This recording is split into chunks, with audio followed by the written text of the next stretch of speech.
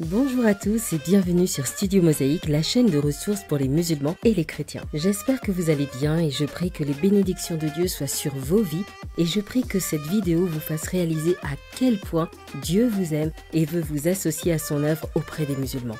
L'honorable Coran enseigne que l'Injil, l'évangile, a été envoyé par Asa al-Masiri, Jésus le Messie, pour servir de direction et d'exhortation à ceux qui craignent Allah.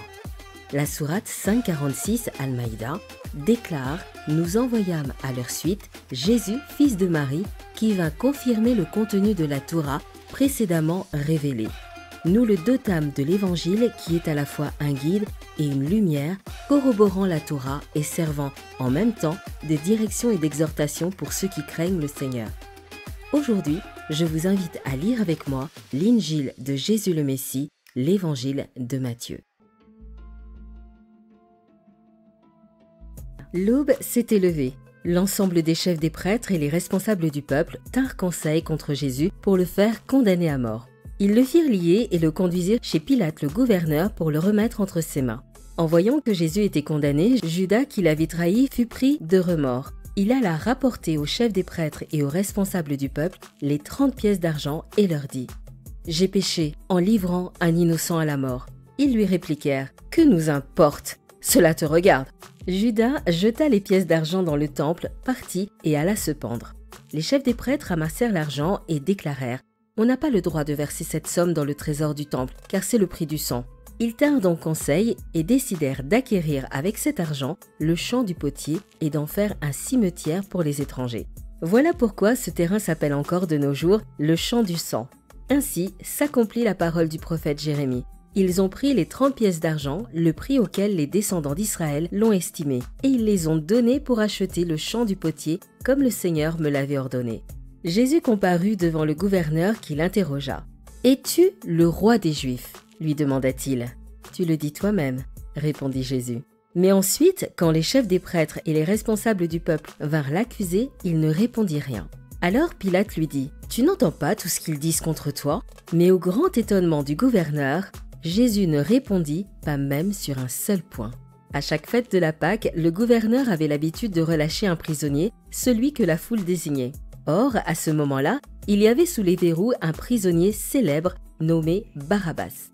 En voyant la foule rassemblée, Pilate lui demanda donc « Lequel de ces deux hommes voulez-vous que je vous relâche ? Barabbas ou Jésus qu'on appelle le Messie ?»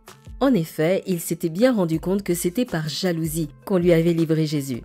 Pendant qu'il siégeait au tribunal, sa femme lui fit parvenir un message disant « Ne te mêle pas de l'affaire de ce juste, car cette nuit j'ai été fort tourmentée par des rêves à cause de lui. » Cependant, les chefs des prêtres et les responsables du peuple persuadèrent la foule de réclamer la libération de Barabbas et l'exécution de Jésus.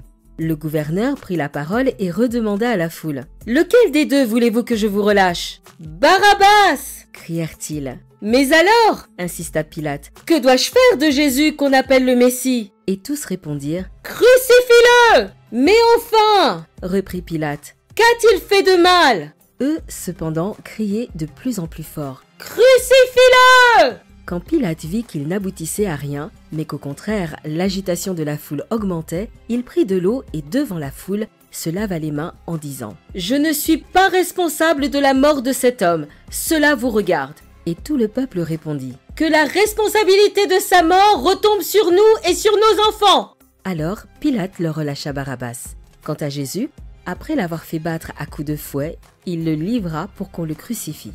Les soldats du gouverneur traînèrent Jésus vers l'intérieur du palais et rassemblèrent toute la cohorte autour de lui. Ils lui arrachèrent ses vêtements et le revêtirent d'un manteau écarlate. Ils lui posèrent sur la tête une couronne tressée de rameaux épineux. Dans sa main droite, ils placèrent un roseau en guise de sceptre. Ils s'agenouillèrent devant lui en disant sur un ton sarcastique « Salut, roi des Juifs !» Ils crachaient sur lui et prenant le roseau, ils le frappaient à la tête. Quand ils eurent fini de se moquer de lui, ils lui ôtèrent le manteau, lui remirent ses vêtements et l'emmenèrent pour le crucifier. À la sortie de la ville, ils rencontrèrent un nommé Simon, originaire de Cyrène. Ils lui firent porter la croix de Jésus. Ils arrivèrent à un endroit nommé Golgotha, c'est-à-dire le lieu du crâne. Là, ils donnèrent à boire à Jésus du vin mêlé avec du fiel. Mais quand il l'eut goûté, il refusa de le boire. Après l'avoir cloué sur la croix, les soldats se partagèrent ses vêtements en les tirant au sort. Puis, ils s'assirent pour monter la garde.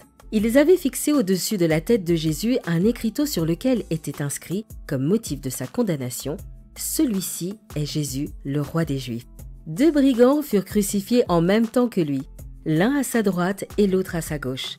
Ceux qui passaient par là lui lançaient des insultes en secouant la tête et criaient « Hé toi, qui démolis le temple et qui le reconstruis en 3 jours, sauve-toi toi-même! Si tu es le Fils de Dieu, descends de la croix !» De même, les chefs des prêtres se moquaient de lui avec les spécialistes de la loi et les responsables du peuple en disant « Dire qu'il a sauvé les autres et qu'il est incapable de se sauver lui-même. C'est ça le roi d'Israël ? Qu'il descende donc de la croix, alors nous croirons en lui. Il a mis sa confiance en Dieu. Eh bien, si Dieu trouve son plaisir en lui, qu'il le délivre. N'a-t-il pas dit « Je suis le Fils de Dieu » ?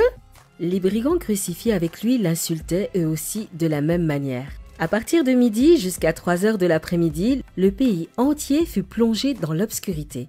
Vers 3 heures, Jésus cria d'une voix forte « Élie, Élie, lama sabachthani » ce qui veut dire « Mon Dieu, pourquoi m'as-tu abandonné ?»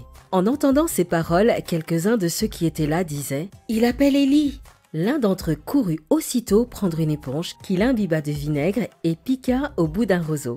Il la présenta à Jésus pour qu'il boive, quand les autres lui dirent « Attends, on va bien voir si Élie vient le délivrer !»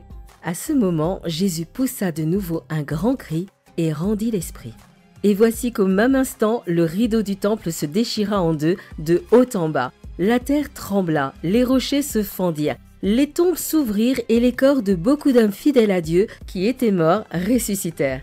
Ils quittèrent leurs tombeaux et après la résurrection de Jésus, ils entrèrent dans la ville sainte où beaucoup de personnes les virent. En voyant le tremblement de terre et tout ce qui se passait, l'officier romain et les soldats qui gardaient Jésus furent saisis d'épouvante et dirent « Cet homme était vraiment le Fils de Dieu !» Il y avait aussi là plusieurs femmes qui regardaient de loin. C'étaient celles qui avaient suivi Jésus depuis la Galilée pour être à son service. Parmi elles, Marie de Magdala, Marie, la mère de Jacques et de Joseph, et la mère des fils de Zébédée. Le soir venu, arriva un homme riche appelé Joseph, originaire de la ville d'Arimathée. Lui aussi était un disciple de Jésus. Il alla demander à Pilate le corps de Jésus. Alors Pilate donna l'ordre de le lui remettre. Joseph prit donc le corps, l'enroula dans un drap de lin pur et le déposa dans le tombeau tout neuf qu'il s'était fait tailler pour lui-même dans le roc. Puis, il roula un grand bloc de pierre devant l'entrée du tombeau et s'en alla. Il y avait là Marie de Magdala et l'autre Marie assise en face de la tombe. Le lendemain, le jour qui suivait la préparation du sabbat, les chefs des prêtres et des pharisiens se rendirent ensemble chez Pilate pour lui dire « Excellence, nous nous souvenons que cet imposteur a dit pendant qu'il était encore en vie, « Après 3 jours, je ressusciterai. » Fais donc surveiller étroitement la tombe jusqu'à ce 3e jour. Il faut à tout prix éviter que ses disciples viennent dérober le corps pour dire ensuite au peuple qu'il est ressuscité. Cette dernière supercherie serait encore pire que la première. Pilate leur déclara « D'accord, prenez un corps de garde et assurez la protection de ce tombeau à votre guise. » Ils se rendirent donc au tombeau et le firent surveiller après avoir apposé les scellés sur la pierre en présence de la garde. Merci Jésus pour la lecture de l'Injil encore aujourd'hui. Merci pour ton engagement envers la volonté de Dieu le Père. Tu as vécu la pire chose qu'un être humain puisse vivre.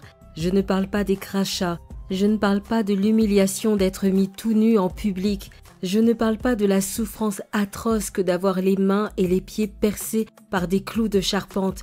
Non, la pire chose qu'un être humain puisse vivre, c'est d'être abandonné par Dieu lui-même. Toi, Jésus, tu as vécu cet abandon pour que nous ne le vivions plus jamais. En mourant sur la croix, toi, le juste qui n'a jamais péché, tu es devenu péché pour nous. Dieu qui est saint et ne supporte pas le péché, était obligé de tourner le dos à Jésus un instant. Je te prie pour que nos amis musulmans n'aient pas à subir le châtiment de passer l'éternité abandonnés par toi à cause de leurs péchés. Tu es Jésus le seul médiateur entre Dieu et les hommes, alors qu'aujourd'hui, nos amis saisissent par la foi le pardon de leurs péchés grâce à Jésus et l'assurance de ne jamais être abandonnés par Dieu. Tu les aimes d'un amour éternel. Amen. À très vite pour une nouvelle lecture de l'Injil de Jésus le Messie. Que Dieu vous bénisse.